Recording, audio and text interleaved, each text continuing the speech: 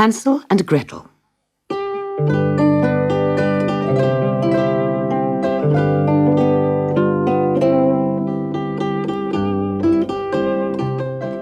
On the edge of a deep, dark forest lived a woodcutter and his two children, Hansel and Gretel. After his first wife died, the woodcutter married again, but the woman was unkind and felt no love for Hansel and Gretel. Every day the woodcutter went to the forest to chop wood.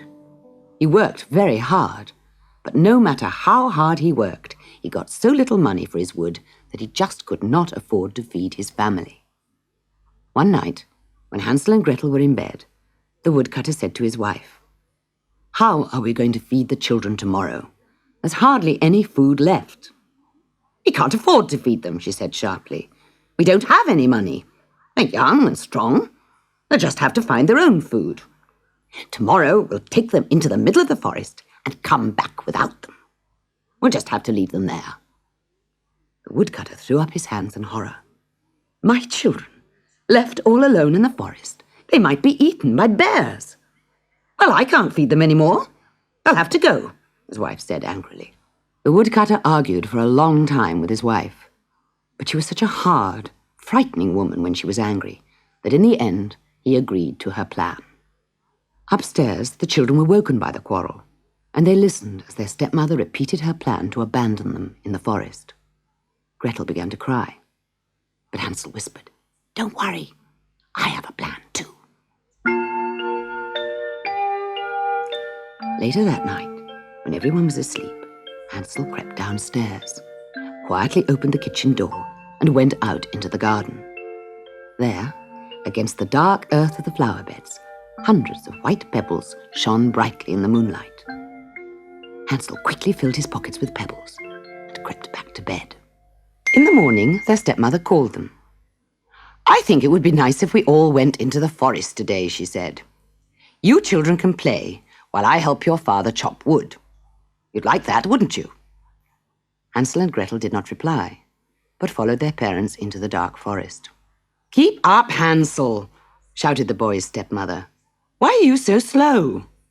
But Hansel continued to dawdle behind, his hands in his pockets, and each time his stepmother's back was turned, he dropped one of the white pebbles onto the ground. At last, after many twists and turns among the trees, the grown-ups stopped. "Hansel, Gretel, you poor children, you must be tired out with walking. You must sit down and rest. Here is some bread for your lunch. Now, wait here for us to come and fetch you." The children ate the bread, and after playing for a while, they fell asleep under the trees. When they woke up, it was nearly dark, and they were still alone. "They've left us behind," sobbed Gretel. "We'll never find our way home now. We'll both be eaten by bears." But Hansel pointed to his trail of pebbles shining in the moonlight. He took Gretel's hand, and together they followed the trail of white pebbles all the way home. When they knocked on the cottage door, their father opened the door and hugged them tight because he was so delighted that his wife's cruel trick had gone wrong. But their stepmother only glared at them angrily, packed them off to bed. "It's no good looking so pleased," she said to the woodcutter. "Tomorrow we must lose them in the forest and make sure they don't find their way home." Upstairs, the children were still awake, and they overheard their stepmother's unkind words. Hansel lay quietly in his bed until everyone was asleep, and then he crept downstairs to collect more pebbles. But the door was locked. Poor Hansel. He crept back to bed and lay awake, trying to think what to do. "Come on," called their stepmother the next morning. "Let's spend the day in the forest again. Hansel, you can carry the bread for your lunch." Just as before, Hansel dawdled behind the others, and when his parents' backs were turned, he tore little bits of bread from the loaf and dropped them. "Keep up, Hansel," shouted his stepmother. "Why are you so slow?" After a long while, they came to the middle of the forest. "Now, sit down and eat your bread while we chop wood."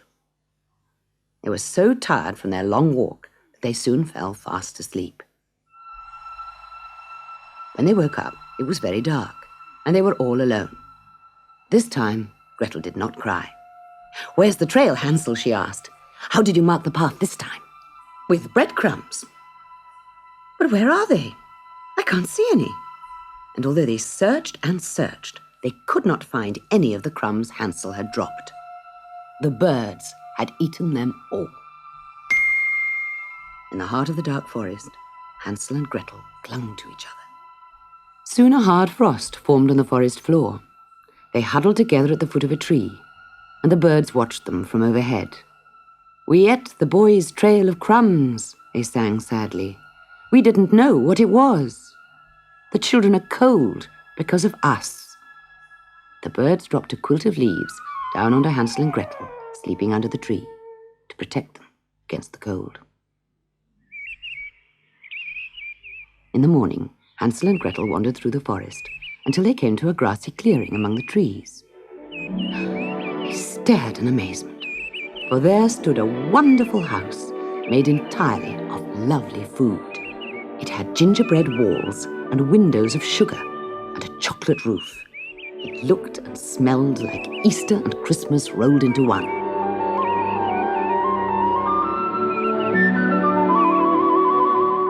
They were so hungry that they ran to the house and began to break off bits of chocolate tiles and sugar windowsills.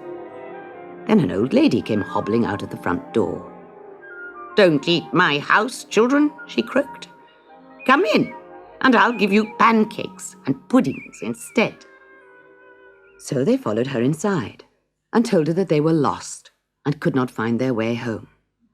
Before they could finish, the old woman set down in front of them 2 steaming pancakes, oozing with fruit and cream. "Thank you so much," said Hansel at last, wiping his mouth. "Can I wash the plates for you, ma'am?" No, child," said the old lady. "But if you want to help me, you can sweep out that cage in the corner of the room." It was a very large cage, big enough for Hansel to crawl inside with a brush. Suddenly, the door clanged behind him, and the old woman shrieked with delight. "Gotcha! A witch! A witch! That's what I am! My gingerbread house is a trap. And who do you think I catch in my trap, eh? Children! Ha ha ha ha ha!" The witch made poor little Gretel be her servant, making her sweep and scrub and clean. But she had something else in mind for Hansel. "Ha ha ha! I'll fatten you up, my boy. Then one day soon I'll roast you for dinner." One day, as Gretel was sweeping the house, she noticed that the witch was very short-sighted. Every day the old woman would go to Hansel's cage and peer in at him. "Poke your finger through the bars, lad," she would say. And she would feel Hansel's finger to see if he was getting fat. A few days later, Gretel crept to the cage and whispered her plan to her brother. So, when the witch told him to poke his finger through the bars, he stuck a chicken bone through instead and let her feel that. Too thin, she snapped. "You'll never be fat enough to roast. I'll have to turn you into soup instead." The next day, the old witch said to Gretel, "Heat a big pan of water on the stove so that I can cook your brother. I want it very, very hot. Do you hear? So put lots of logs in the fire." "The stove is ready," said Gretel after a while. "But I don't know if it's hot enough for you." "Stupid girl!" snapped the witch. "Do I have to do everything myself?" She hobbled over to the stove and bent down to look inside. Quick as a flash, Gretel gave her a push, tumbled her into the stove and slammed the door shut. There was a puff of purple smoke. But Gretel was too busy unlocking Hansel's cage and setting him free to see.